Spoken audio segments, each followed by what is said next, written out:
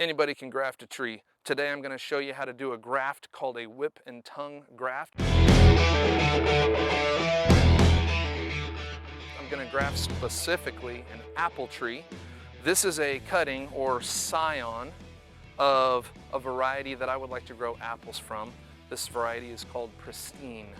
And I'm going to graft it to a variety of tree that grows really well in Missouri. The root component, I propagated myself. This is a variety called G890, and the purpose of this graft is to allow a tree to grow on my property that'll grow really well in Missouri because of the features, the characteristics that the root stock, this is the root stock that the root stock gives the tree, but to be able to pick apples from a tree variety that it makes good apples. And like I said, I'll be using Pristine today. To complete a graft, you're gonna need 3 tools. Well, I like to use 3 tools. Here they are. Pruning shears. I'm also gonna have a knife for grafting. Lots of people use grafting knives. This is just a utility knife with a fresh blade. It works really well for me.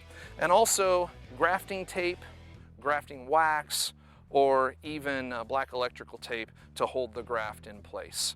The idea is this, that you align the cambium layer of the rootstock and the scion, which is the layer that nutrients move through, so that the tree, the newly formed tree, the Frankenstein tree, will grow together. You can fill a whole orchard with trees that you graft yourself. Why buy it when you can graft it for free? Mancycle. 3 steps for making our graft. Step 1, we're going to use our pruning shears to cut our scion and our rootstock to size. Step 2, we're going to make our whip and tongue cuts on the scion and the rootstock. Step 3, we're going to stick them together. 3 easy steps. So, for cutting the scion to size, I like to have about 5 or 6 inches of scion. You're going to want about pencil thickness. And so this bottom part of this cutting that I've taken will work really well. I'm just going to snip it about that size. There we go. Don't forget what side is top and what side is bottom. You can't graft it in reverse. Here's my root stock. I'm going to cut it to size. I'm going to cut it about 7 to 8 inches high.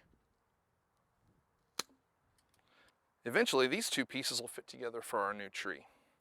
Step 2. We're going to make our whip and tongue cuts. Now the idea with the whip and tongue cut is this. We are going to make one quick cut at a slight diagonal across the bottom of this thing. We're not going to touch it. The oils from our fingers will render the tissue unable to heal with the new tree. And I'm going to start there about 1 inch above the bottom, and I'm going to cut across with one movement. And I'm looking at this, I don't like the way that looks really well, so I'm going to give it another shot. That's the great thing about grafting. If you don't like it, do it again. So I'm going to try another shot. And this one, it looks fine. I don't really like the angle. Let's see if I can do this all day. Oh, there we go. I like this one. I've got about 1 inch from the bottom that I've cut across, and it's one flat plane. That's important because we want as much contact with the rootstock as possible. Now for the tongue cut. I'm going to start 1/3 of the way back, about here, and I'm going to work my blade down inside to make the tongue cut about 1/3 from the end. To do this, you want to be very careful. I'm going to have to cut towards myself, but I'm going to use a technique involving my thumbs. I'm going to put my thumbs together and just wiggle the blade through so that I do not risk actually coming in and cutting myself. So here we go, the tongue cut now. Got my thumbs together, and I'm just going to wiggle the blade.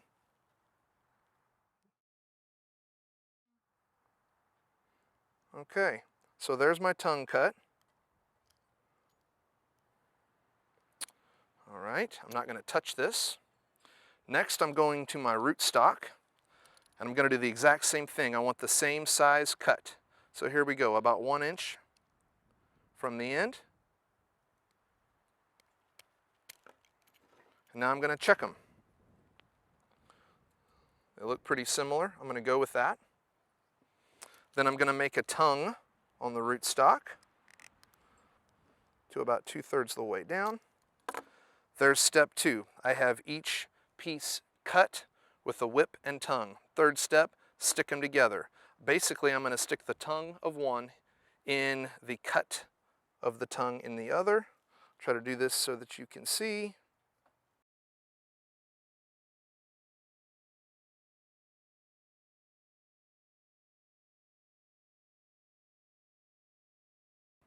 Okay, I have attached these, and theoretically I could just let them sit and heal, but chances are they're going to get bumped around. And so that's where my grafting tape comes into play. I'm going to cut about 5-6 inches of grafting tape.